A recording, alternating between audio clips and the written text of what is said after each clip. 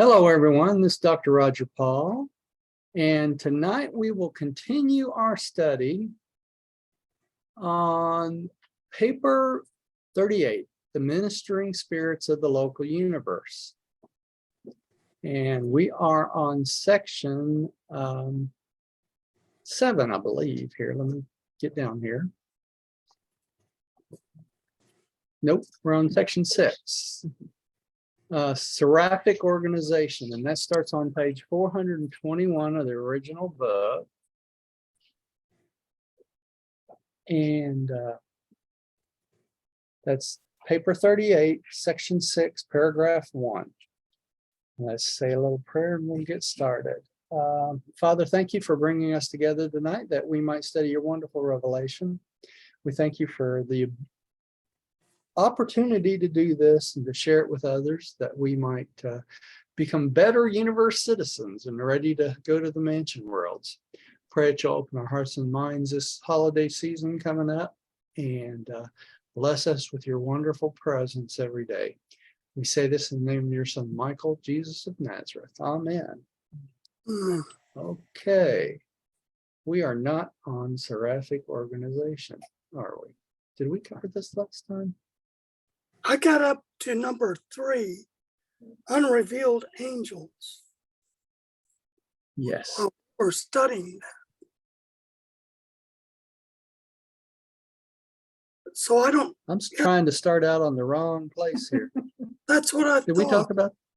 Yeah, it should have been Seraphic worlds. We should be starting on Seraphic worlds. That's probably where we're starting. Okay, we're on page 420 then in the original book. Yeah, Seraphic worlds. Trying to skip over 2 sections here. I knew it was Seraphic worlds. I studied this today. I'm like, what's wrong? It's been a busy day. Busy day. It's a busy day. Okay, because we just talked about the unrevealed angels. You're right, Rodney. That's what it was. Yeah. Okay, so let's start on Seraphic worlds.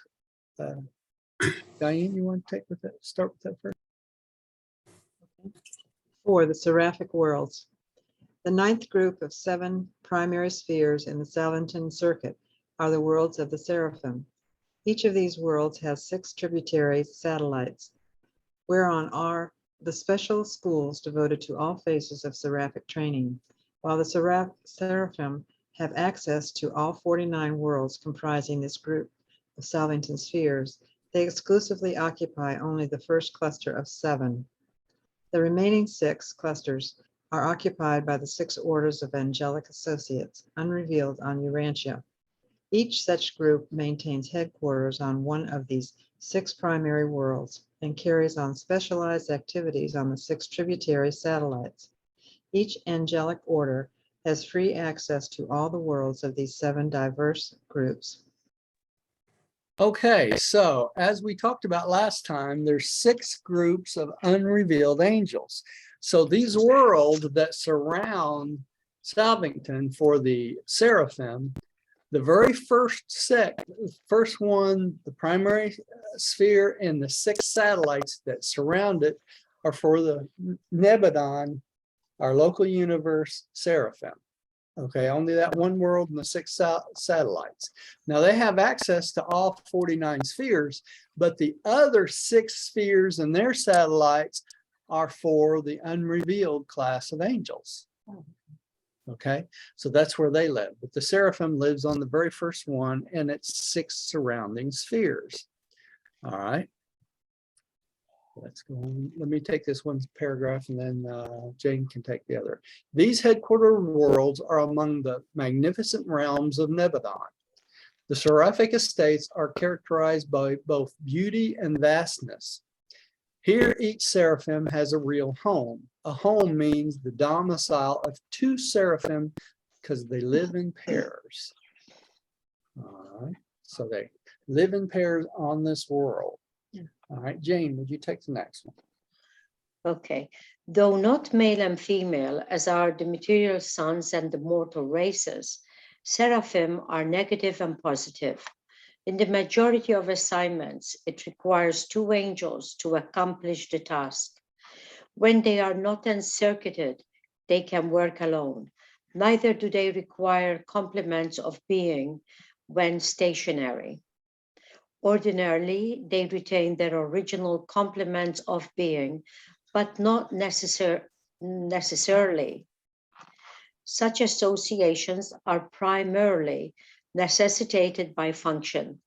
They are not characterized by sex emotion, though they are exceedingly personal and truly affectionate. Okay, so they're positive and negative, not male and female, right? Because all of them are female, right? All angels are female. Okay, and it's interesting here, they talk about them being not encircuited. When they're not in the circuit of the local universe mother spirit, encircuited, okay, they can work alone. But when they are encircuited, in other words, when they're in touch with the local universe mother spirit on the circuit, it takes two of them to do their job. Okay, and that's why they mention him here being encircuited and not being encircuited. And it also calls them, it says here, it says they retain their original complements of being, but it says not necessarily. What's the original complements of being? Their original complements of being are always to work in pairs. Okay, so that when they're encircuited, they literally have to work in pairs. There's always two of them. Okay, and that's what this complements of being, because one of them is a positive influence and the other's a negative influence. All right, and it says these associations are necessitated by function. In other words, in order for them to function properly, they have to have both of them encircuited at the same time. But it says here they can do some jobs not encircuited, but they can't do their normal job when they do that. Makes sense? When you say negative, it's not negative. It's being. not a negative being, it's the opposite of the other being. Okay. Okay, like I'm here. No, I'm not. Yes, I am. No, I'm not. Yeah. Roger, Yes. along those same lines, are they really talking with a like an electrical charge? Like an electrical charge. Yeah. Yeah. It takes two of them to complete a circuit, if you think about it. Right.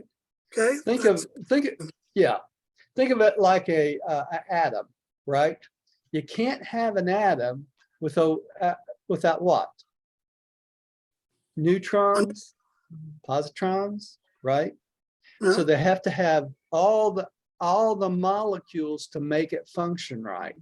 Okay, it's the same way with Seraphim. They have to have both sides for them to work properly, right?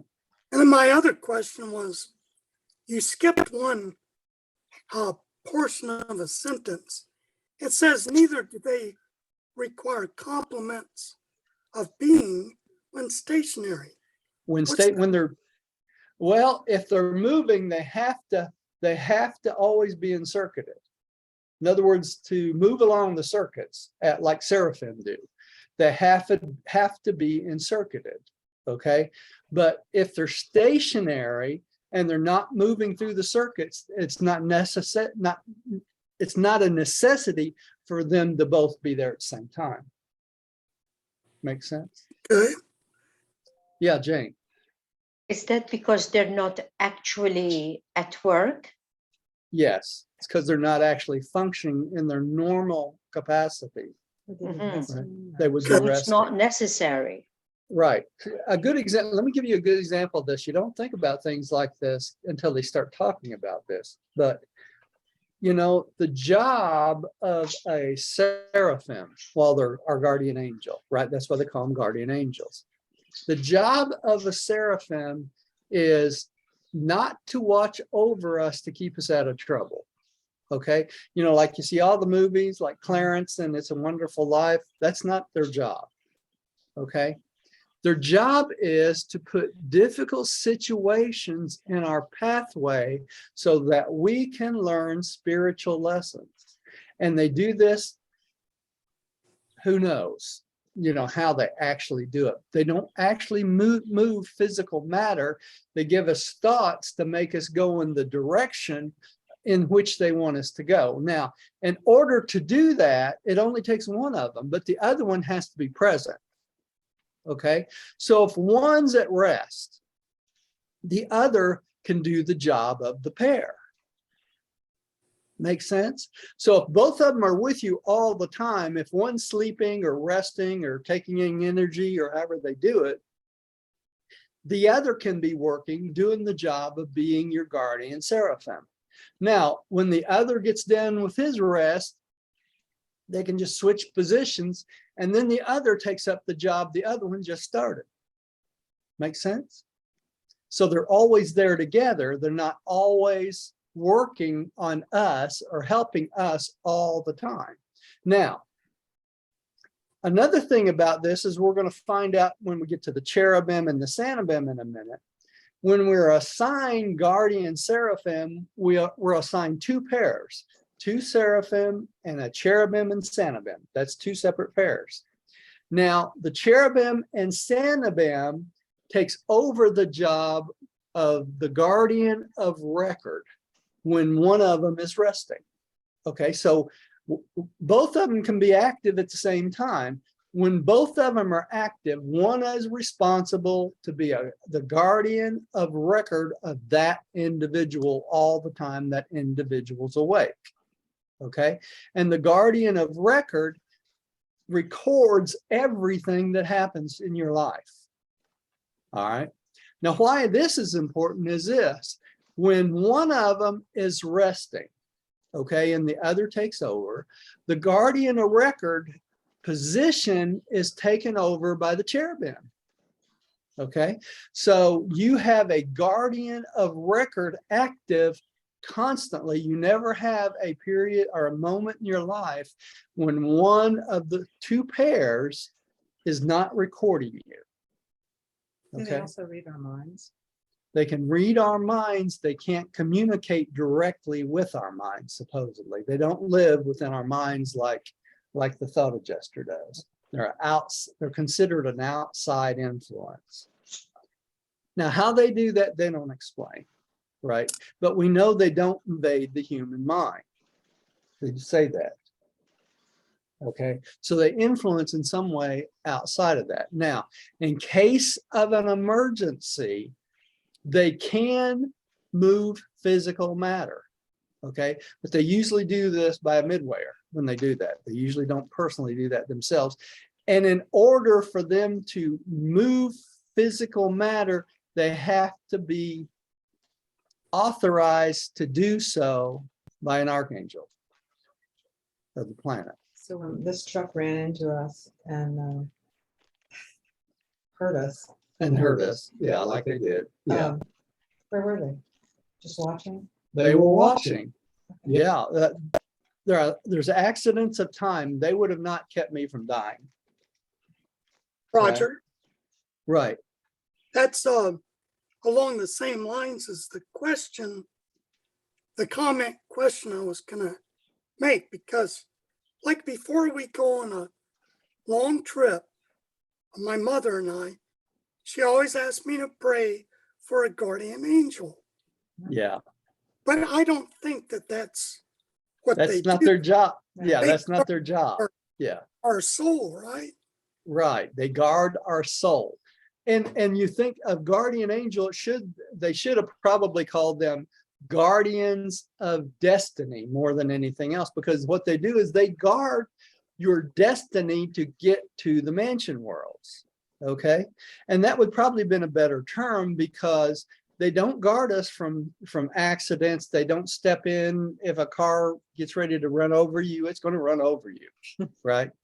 Unless you yourself is part of the world destiny, and you've been the reserve corps destiny. Yeah, there's a reserve corps of destiny where somewhere around 1,000 humans are trained in their sleep to take certain jobs in case of a global emergency.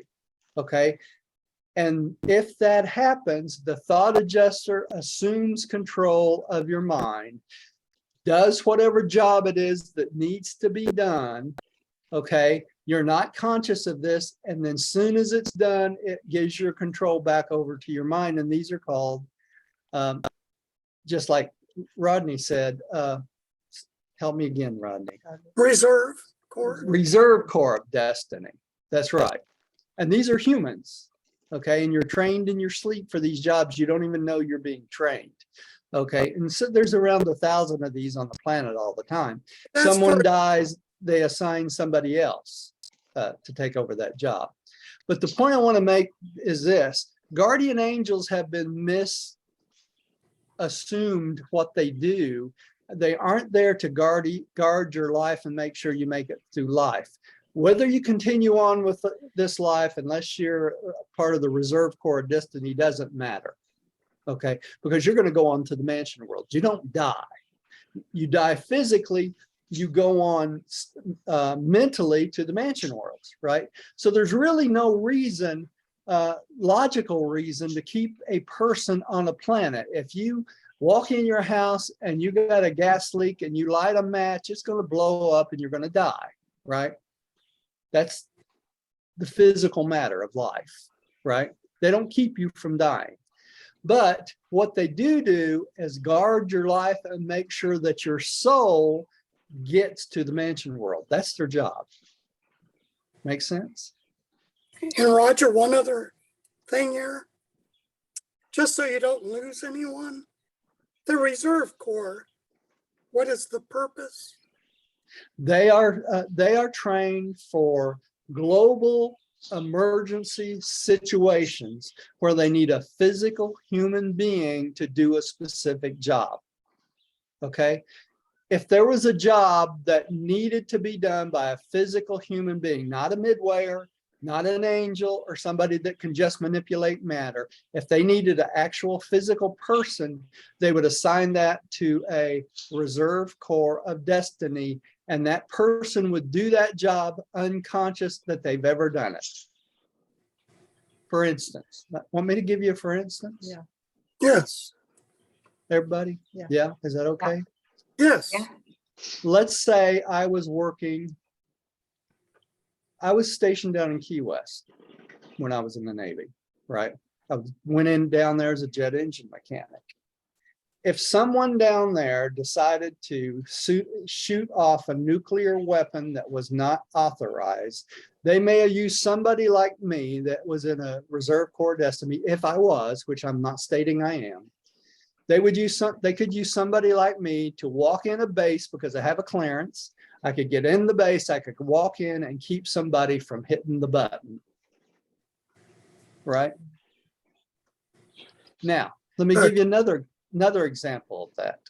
You know, when we talked about UFOs and all this stuff, and how some of the military bases had these UFOs going over military bases and shutting off nuclear warheads. Did y'all know that? We talked about that. Remember that? No. It's happened. That would be another type of Reserve Corps of Destiny from another planet, right? Another planet. Okay. They would do the same thing. All right. So we got beings that are trying to help us get along, to get through this world without blowing the planet up, messing it up, and all that stuff. But if it's a catastrophic situation where thousands of nuclear weapons are shot off at the same time, probably they're going to let us wipe off the planet, and they will empty the planet immediately. Now, what would happen with us? We'd wake up on another planet, probably without ever knowing what happened. You follow me? We'd resume our lives just like we did on this planet, because they have emergency situations. They have a plan to empty every planet if need be in case of an emergency. What other kind of emergency would come up that would happen? Let's say our moon lost its orbit. For some reason, the magnetic field around the moon went haywire, and it started to come towards the planet and run into the Earth. It would crack the Earth right in half. Okay? So if that happens, what would they do? They would empty the planet. Because we have spiritual beings ourselves, or future spiritual beings, trying to do the ascension plan. And so anywhere there's a physical spiritual being on their spiritual mission that will not be interrupted by physical planets.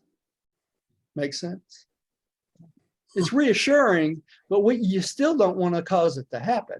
We need to use our own wisdom to keep that from happening. Make sense? Yes. Right? Okay, so this is how guardian angels work on our spiritual level. They do not work on our physical level normally. Now, what's the exceptions to that? In case of the midwayers are in charge of everything on this planet, right? If you have some specific destiny for this planet that God wants you to finish something in your life that you're doing, he could send a midwayer down and intervene physically to keep you from getting destroyed. All right. That's what would normally intervene, not the guardian angels. Now, remember in the life of Christ, I know this is getting off course a little bit, but Good, Roger. remember in the life of Christ when Jesus was a boy and he was up playing on the roof, right? He fell down the stairs. Because of a sandstorm. Because of a sandstorm. Sand got in his eyes, so he fell down the stairs. Okay. The midwayers, there's two midwayers that were assigned to the safety of Jesus. Okay. And the midwayers had to justify their actions why they did not interfere and just carry Jesus down the stairs. Right? Why didn't they do that? I can tell you why. They were Y'all know? sleeping. They were not sleeping, no. They did not do that because they do not normally interfere with accidents of time. And they knew that this slight accident would not permanently harm or kill Jesus and interrupt his mission. Okay? So that's why they did nothing. They let him fall down the stairs, and they were justified in doing so. And the steps then weren't as high as they are now. And they weren't as high as they are now. But it's interesting, though, that soon as his father found out his son fell down the stairs, what did he do? Put up two banisters. Yep, he put up railings, didn't he? Yeah, to keep him from falling again, right? Which any good father would do if he was a carpenter, right? What you did for us. That's what I did for us. That's right. Right, as part of your job. Yeah. I have a comment about the divine intervention. Go ahead, Larry. During World War II. Huh? Go ahead. Yeah, during World War II, the Russians started to attack and invade the Germans invaded the Russians. They had a arrangement to fight together, and so this operation was called Operation Barbarossa, which was to attack the Russians. But winter normally came in a month late, but in that campaign, it came in a month early. And because of that, the Germans suffered horrible losses from the freezing winter. And that gave the Russians a chance to recoup. So that could have been a good example of divine intervention, Could have been, could very well have been, right? Because if anybody could manipulate the weather, who you think could do that? The midwayers, right? Wow. Yeah. Right. So, there's a lot of things I'm sure that happens that they don't tell us about, just like that changes the course of the world history, right? Now, people will come back and say, well, why would one group of people get killed and not the other, right? It has nothing to do it because if you think about it, either group, it doesn't matter if they live or die, does it? When it comes right down to it, because they'll go on to the mansion worlds or they won't. I mean, that's just the way it is. It's just like Jesus says, what does it matter if the world ends if you're in the kingdom of God? It doesn't matter, right? Because you go on, right? This is just we have to keep in mind, this is just the vehicle we're using to get through this first existence, right? And if this vehicle is destroyed, will be given another vehicle in the mansion worlds. It's just like I was telling my wife, when we had this accident a few weeks ago, when I was in the front seat and the airbag went off of me, I couldn't breathe. I told her, I am dying here. I am not going to make it through this, because I really felt that was the case, right? Couldn't breathe. I thought I was gone. Luckily, these guys, the EMS showed up Just like that. got me all settled. It seemed like a miracle. that they It seemed, kept yeah, it did. It seemed like a miracle. But the fact is, it wouldn't have mattered if I died or if I lived. It would matter to me and Diane. But everything else, I would go on to the mansion worlds. Now, Diane brings up the fact that I'm teaching, right? The book right now. And that's very important in my life. It's the most important thing I do, right? So she always wondered if, since the accident, if the reason I didn't pass right there in that car that time is I still haven't fulfilled my destiny, right, on this planet. It may be. You never know. You can't say one way or another, can you, right? Not really, but But it's reassuring to think that God gave me an opportunity to continue my work right now, because it doesn't matter if I get to the mansion worlds in another 20 years or another 40 years, it won't make that much difference. I'll still be on the same pathway, right? So, Right. Yeah, any way you look at it.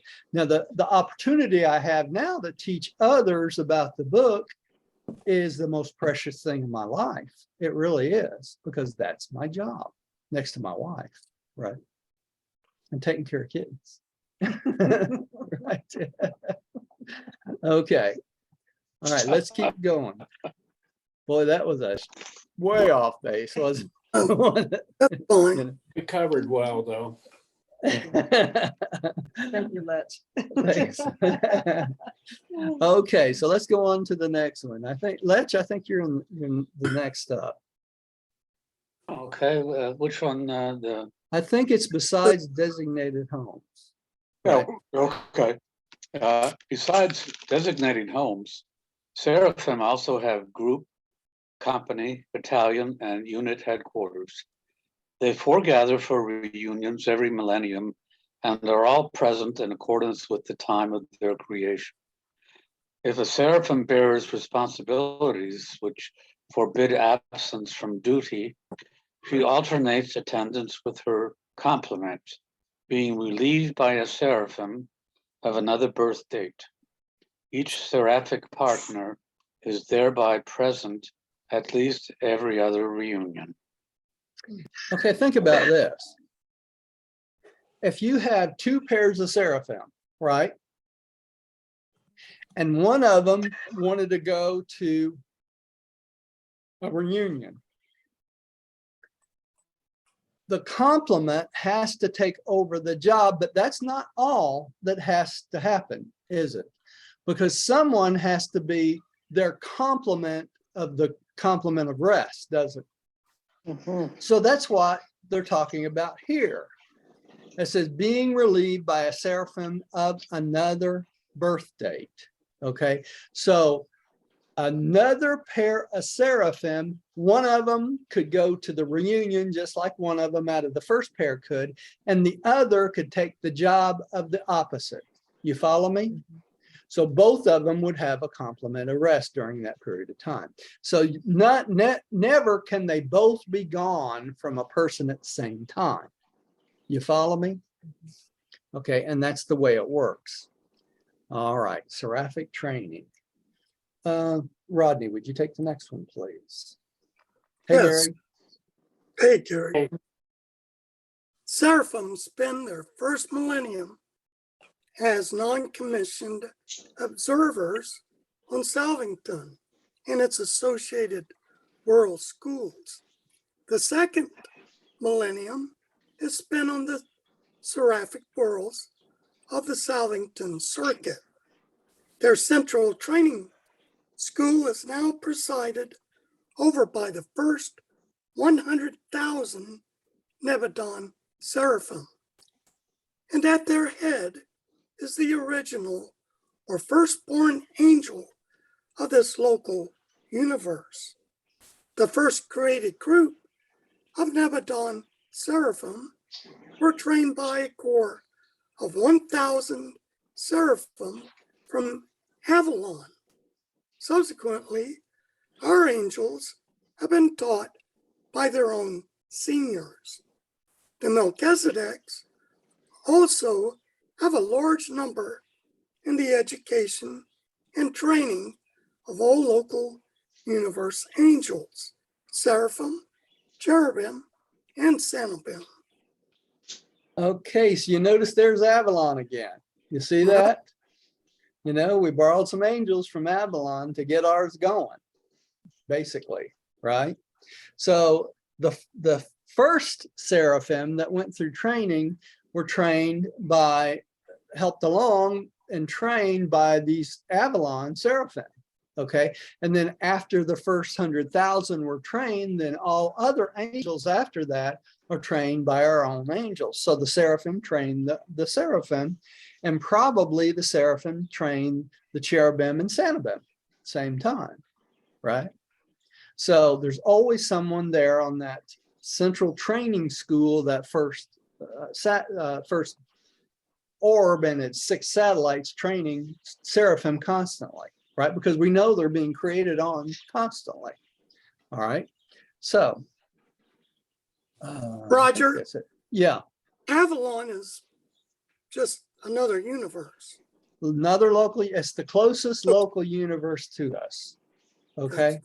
That's why we kept borrowing angels from Avalon, because it was the closest for them to get here. And they might Okay. be a senior. Yeah, it's probably a universe that's much farther along than we are. You know, we still only have 1/3 of the universe that's even created. And they may have 100% of their local universe already created, so they're on a higher level, right? Yeah. It would be if we came, just like we came back to this planet in 300,000 years, the social life of this planet would be totally different than it is now, because we would have hopefully grown wiser, right? Yeah, at least we think so anyway. Okay, Gary, would you take the next one? At the termination of this period. Okay, at the termination of this period of training on the Seraphic worlds of Salvington, Seraphim are mobilized in the conventional groups and units of the Angelic organization and are assigned to some one of the constellations. They are not yet commissioned as ministering spirits, although they have well entered into the pre-commissioned phase of angelic training. Okay, the thing I failed to mention in the previous paragraph, let me go back up there for a second, is this. And this is important because of this second paragraph here. First, before they get to do anything, what do? They become, for the first millennium, 1,000 local universe years, which is much longer than our 1,000 years, right? But they become non-commissioned observers on Salvington for an entire millennium, okay? And then they spend the second millennium on the Seraphic worlds of the circuit. Now, this is interesting because of why. They're just observers. They don't actually do the work. They just observe for 1,000, for a million, or 1,000 years of the local universe. And like Lech was talking about last time, you know, when we were talking about us having to observe, people that have not had a normal sex life have to observe the material sons and daughters during their sex life so that they gain that experience. So that we are doing what? The same as the angels do, right? And the same way with children, right? We have to observe the raising of the children and participate in the raising of the children, but we are there as what? Observers, right? So this process of experience is very, very important, all right? They're not commissioned as full-fledged Seraphim yet. That's the whole point. All right. Diane, would you take the next one, dear? All right. Seraphim are initiated as ministering spirits by serving as observers on the lowest of the evolutionary worlds. After this experience, they return to the associate worlds of the headquarters of the assigned constellation to begin their advanced studies and more definitely to prepare for service in some particular local system. Following this general education, they are advanced to the service of some one of the local systems.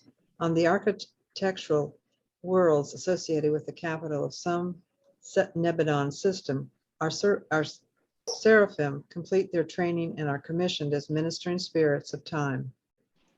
Okay, so if they are sent out to the lowest of the evolutionary worlds, okay, as observers, what does that mean? That means they get assigned to some pair of seraphim that's already active, what, seraphim. So what does that mean for these lower evolutionary worlds? Would you consider us kind of a lower evolutionary yeah. world? Yeah, Definitely. definitely. So what does that mean for us? That means that these ministering spirits that hadn't been commissioned yet are working with the ministering spirits that are assigned to us. So we may actually be assigned two pairs of, four seraphim, right? But two of them will be active and two of them will be observers, right? Yeah. Makes sense? Okay, so each one of us could all have 4 seraphim and a cherubim and seraphim, right? Could very well be, because they got to gain experience somewhere, don't they? All right, so that's a possibility. All right, I wanted to bring that up too. Okay, so once they've been an observer for a certain period of time, they're sent back to some one of the local systems for service. All right.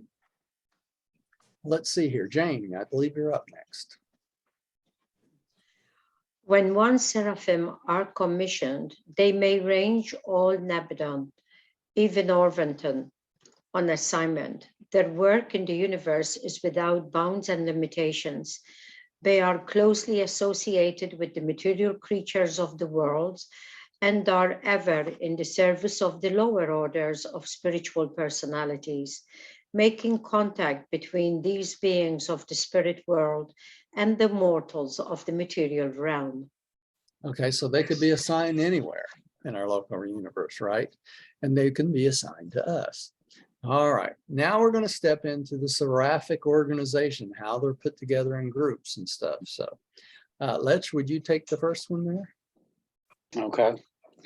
After the second millennium of sojourn at Seraphic headquarters, the Seraphim are organized under chiefs into groups of 12 pairs, 24 Seraphim.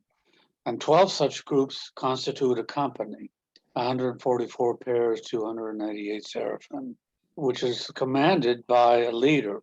12 companies under a commander constitute a battalion, 1,728 pairs, or 3,456 Seraphim.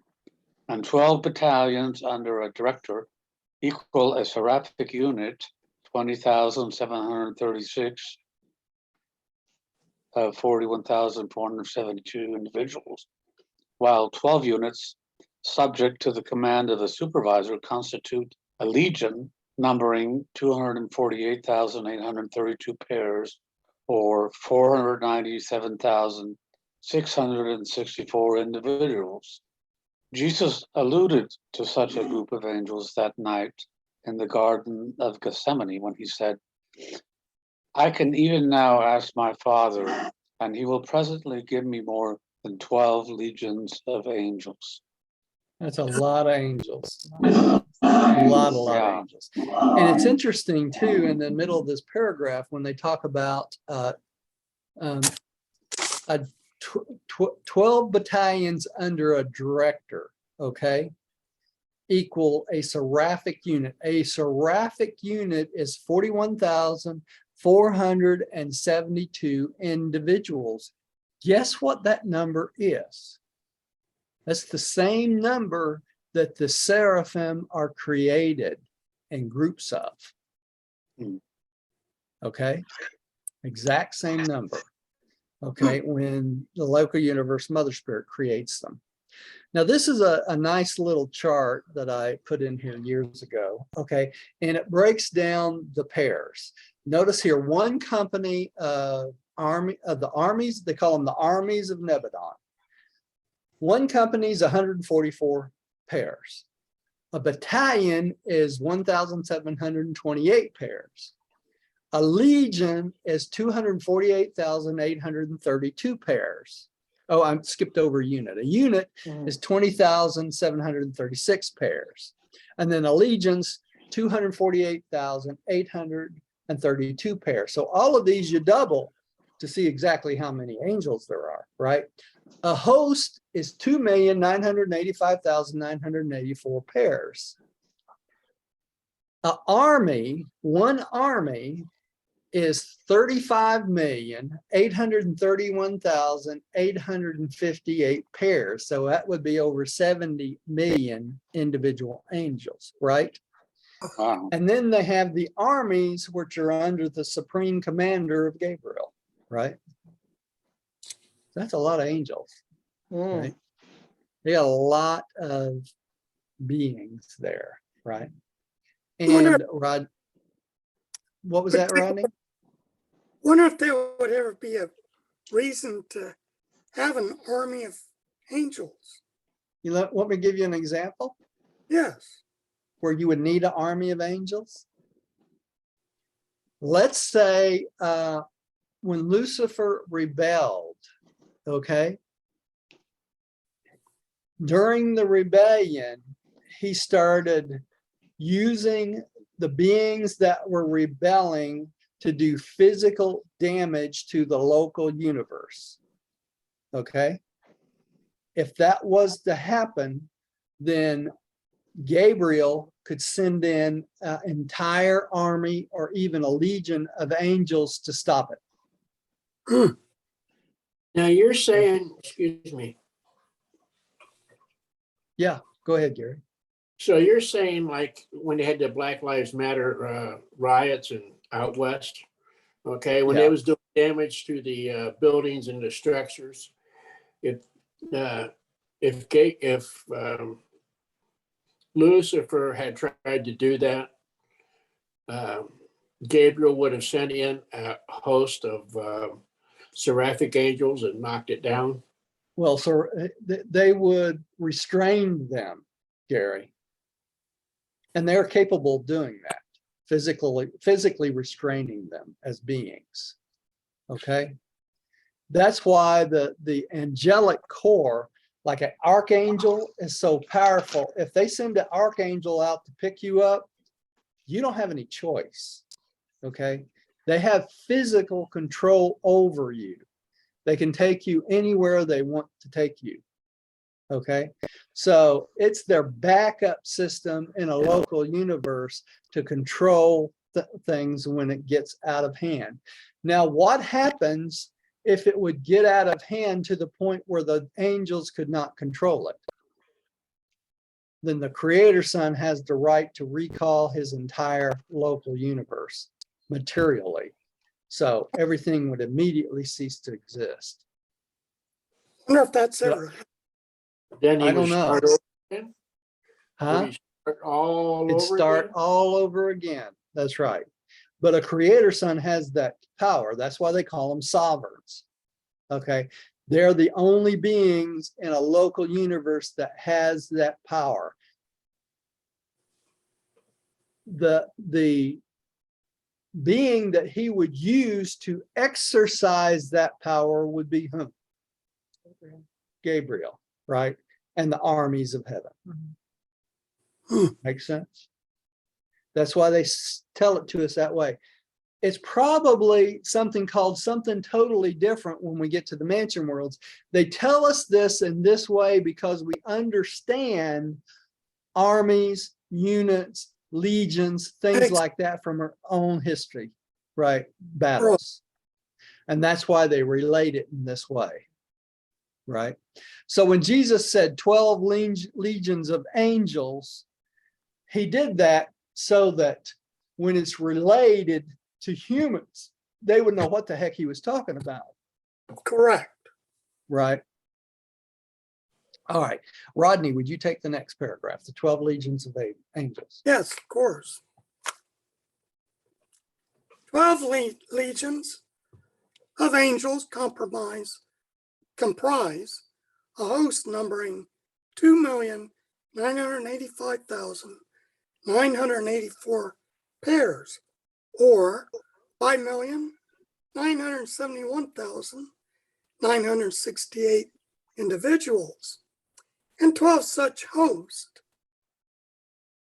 35,831,808 pairs, or 71,663,616 individuals, make up the largest operating organization of Seraphim, an angelic army. A seraphic host is commanded by an archangel or by some other personality of coordinate status, while the angelic armies are directed by the brilliant evening stars or by other immediate lieutenants of Gabriel. Sorry, just had a pattern. Yeah. And Gabriel is the supreme commander of the armies of heaven, the chief executive of the sovereign of Nebadon, the Lord God of hosts. Now, why in the world would they give us all this information and all these numbers? To You scare think? us. No, to show us that there's enough angelic hosts to take care of any amount of human discord or any amount of rebellion that could happen on any planet at any time. They could assign one angel per person and still have leftover angels. Yeah, so Right. we understand the immensity. Yeah, you can understand the immensity of the power of God, right? And we know that God is not wrathful, right? So what would these angels do? They would restrain us to keep us from hurting each other and ourselves. Right? Like Jesus restrained. Like Jesus restrained, yeah, and the examples of, yeah, the couple examples he had in his life where like the gentleman was beating his wife and Jesus restrained him, right? Kept him from doing it. Or the He boy didn't, was fighting or that the, one little kid. that's right. Yeah. Just lifted him up, kept him apart, let him get over his fit, and then set him down, right? I mean, So we're children. Yeah. I Go can ahead. if something like that would happen, I could see these seraphim coming down, basically lift us up into midair and say, you just stay there until you cool off. Exactly. I wish they'd do that with Putin. Yeah, I mean, there's been examples that's going on right now in this country. Yeah. Sometimes I wish that it do exactly that, Gary, you know, because we have You're muted or something. wars of stupidity going on over and over and over again, right? And it's nothing in the world but stupidity of humans. That's what it's about. It's not about land. It's not about things, because you can only get so much gold and so much oil and so many things. It's about the stupidity and lack of wisdom of men. That's what it's about, right? Give us an example of what you're referring to. Well, there's no such war as a good war, right? Sure. Let me give you a prime example, because this war has already happened and gone. There's things going on right now I could point out for hours, but that's not my place to do that. But I can give you an example of something that happened during much of our lifetime, and that was World War II, right? You got multiple countries warring against each other because of stupidity. And it doesn't matter who's right and who's wrong, but it had to happen because the evil that was going on to cause this would not stop, right? And it went on even after World War II. You know, everybody thinks that Hitler killed himself. Well, they've proven now that he didn't. He lived till he was 73. But still, his concepts and his process caused a war that affected the entire world. And really, it would have been up to the government of our planet. They could have done exactly what we were just talking about. There's enough angels, they could have lifted every one of them up and said, okay, everybody cool off. Let's rethink this, right? But they will not interfere normally with the normal progression of a planet. And what is the normal progression of a planet? Hell. To get through these wars, right? Every planet does it. So they normally do not interfere. But that's a perfect example how they could have if they chose to, right? Now think about another one. How about when Jesus was on the planet, right? And Rome was going around taking over everything. That was it not? You know, Jesus, the creator of the universe, was on the planet. He could have snapped his fingers and stopped it all immediately, right? Called down 12 legions of angels. It would stop, been over with. But he did not want to interrupt the normal progression of a planet, because we would not have done what? Gain the experience of evil and tyrants and things like that running the governments. And we're going through the same thing today. That's all I got to say about it, right? It's still going on this planet. We've got a few examples that are lying to us as countries. We've got countries that constantly lie to us, have been lying to us since World War II, 50 years at least. And we are gullible. We keep thinking, oh, it's going to be kumbaya, or, yeah, you know, everything's going to be fine. It's not that way. Some governments are evil, and they remain evil until the Lucifer rebellion is over and we become enlightened. It'll keep going, right? And we can try to stop it, but there's only so much we can do individually. That's why we have elections, right? Try to put the right people in there, right? All right. That's our best defense right now. Let's keep moving. Who's that? I got my screen. I just read. I know, but my screen got rearranged. Gary, I think you're up next, and then Let's. Okay. Through serving under direct supervision of the Infinite Spirit as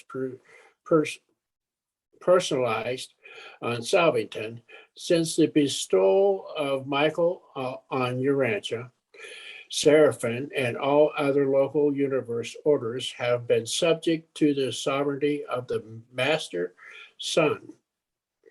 Even when Michael was born of the flesh on Urantia, there issued the Super Universe broadcast to all Nebadon, which proclaimed, and yet all the angels worship him. All ranks of angels are subject to his sovereignty. They are a part of that group, which has been denominated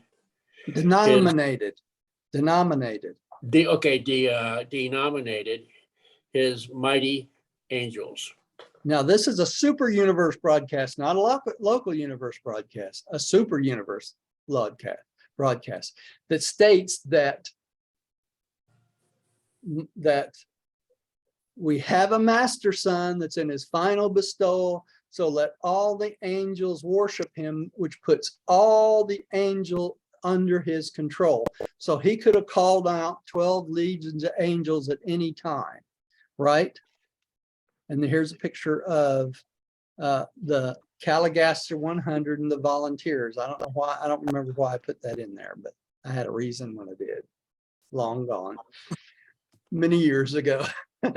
Okay, cherubim and Sanobam, number 7. And we're at 6:55. Hang on, let me take a look. I think we, You want to go on with that?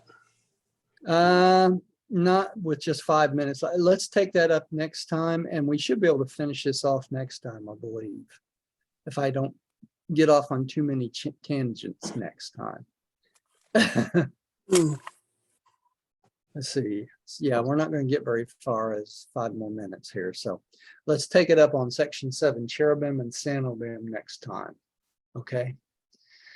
So let's have a short prayer and we will quit for tonight. Rodney, would you like to pray for us tonight? Sure. Okay.